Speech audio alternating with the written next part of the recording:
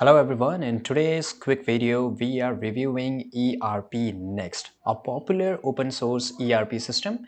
If you're looking for an affordable all-in-one solution for your business, stick around to see if ERPNext is the right fit or not.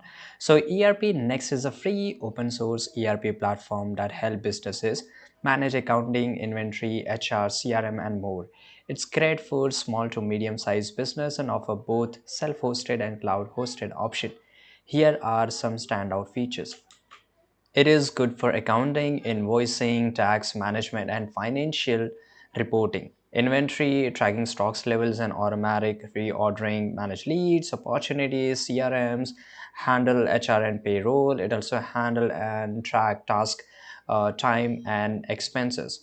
Right, so it is an all-in-one platform designed to streamline your operation. It is cost effective because it is free to self-host, affordable cloud plans. Open source means you can tailor it to your needs. It's highly flexible, clean interface makes it very easy to navigate. But what's the cons, right?